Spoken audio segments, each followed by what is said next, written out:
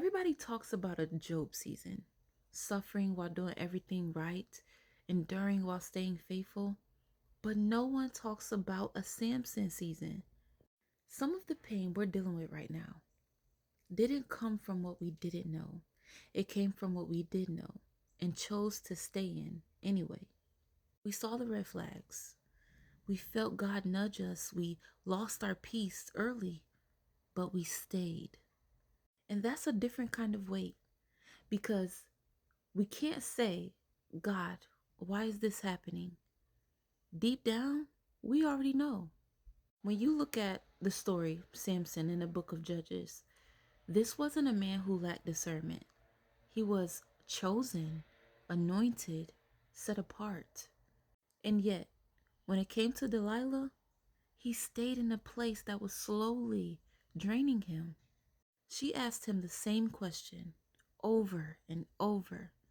What is the secret to your strength? And every time he got closer to telling her the truth, she used it against him. And he saw it happen more than once. And that's what makes it so relatable. Because a Samson season isn't about being deceived. It's about seeing clearly and staying. Some of us are in situations right now, relationships, environments, habits, where God has already showed us this is not for you. But yet we stayed because we were attached, because it felt good, and because we didn't want to let go. You can be called and still out of alignment. You can be anointed and still choose what drains you. The danger isn't just the situation. It's what staying is doing to you. Every time Samson stayed, he got weaker. Not just physically, but spiritually. His sensitivity dulled, his conviction softened, his boundaries disappeared until one day he didn't even realize what he had lost. And that's what we have to be careful of. When you stay too long in what God told you to leave, you start to normalize what once convicted you. And now you're tired. Not because life is attacking you, but because you're connected to something that's draining you.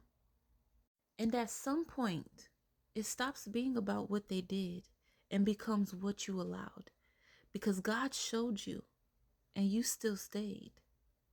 In that same place you keep asking God to fix is that same place He told you to walk away from. You don't need another sign. You don't need more confirmation. You don't need to wait until things get worse. You already know.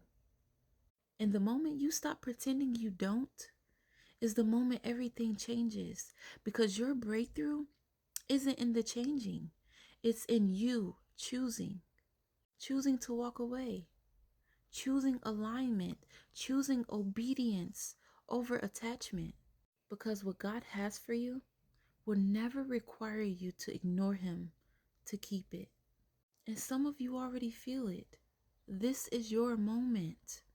Not to pray again, not to overthink again, but to finally do what God has already told you to do.